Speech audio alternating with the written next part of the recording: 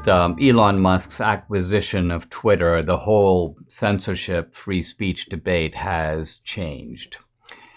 Why? Because before this, you had the three major platforms, Twitter, YouTube, Google, all together creating an across-the-board censorship system that you couldn't really escape from. And that meant that, as a practical matter, honest debate on a whole range of issues, not every issue, but at least a dozen important issues, climate, the elections, the trans issue, abortion, other issues, stifled, regulated, with penalties for, you may say, offending the kind of established orthodoxy. Now, that's changed on Twitter. Twitter is now largely a free speech platform.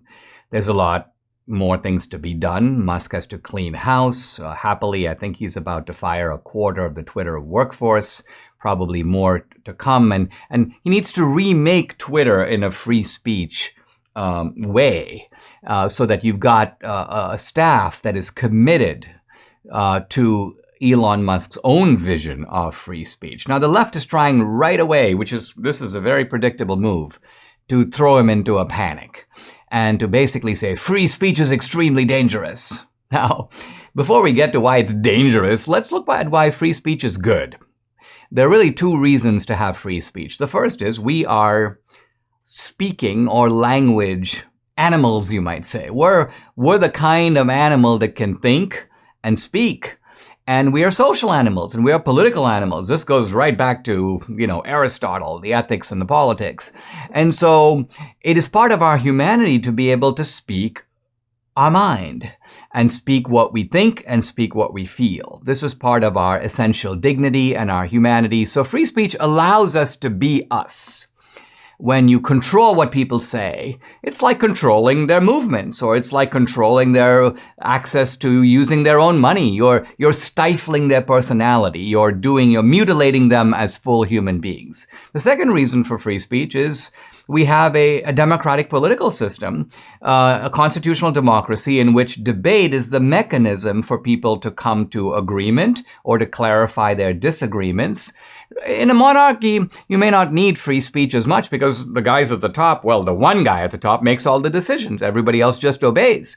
But in a self-governing society where the citizens, in a sense, even if indirectly, are the rulers, free speech takes on a kind of greater importance. The founders, of course, knew this. But what about hate speech? Here's an article from The Root. Racists rejoiced when Elon Musk officially acquired Twitter. And then, of course, you have all the little leftists and journalists scouring through Twitter. Oh, I see an anti-Semitic comment over here. I see a racist comment over there. Oh, I see a homophobic comment over here. Oh, Twitter has now become a racist paradise. And then here, of course, is another article of what a cursed Halloween on Twitter. Why is it cursed? Because apparently hate speech has been unleashed. Now, let's pause and note that the censorship that's been going on in Twitter and elsewhere is not merely hate speech.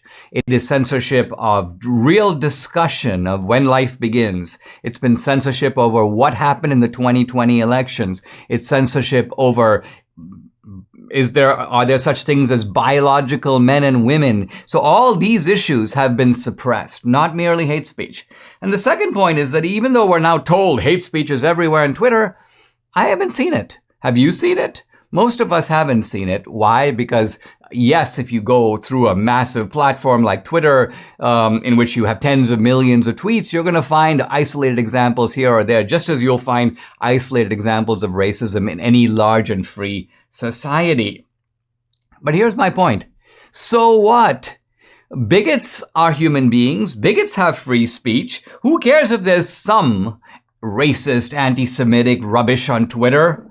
Or anti-Indian stuff for that matter. Oh, Dinesh is a brown-skinned jackass. Deport Dinesh. He's a felon. Lock him up again. So what? These are people exercising their free speech. The freedom of expression that we all enjoy on the platform is more than worth extending the same freedom to some not very nice people. Now, the left wants content moderation. That's their kind of polite word for censorship. But what they don't realize is, they only want content moderation done by them. If they have genuine content moderation, in which you have a real ideologically diverse board, the content moderation would apply to them too. Look at Biden. He puts out lies every day. Gas prices were $5 when I came to office. Not true. One after the other after. So if you want to ban misinformation, ban Joe Biden. So if you want content moderation, you'll realize that this is a sword that can cut in either direction. I think we're better off with as little content moderation as possible. Sure, there are incitements to violence, certain types of illegal things that should not be permitted on Twitter. We're not debating that. What we're saying is that Twitter becomes, for political purposes and for intellectual purposes and for artistic purposes, a genuine forum for free speech.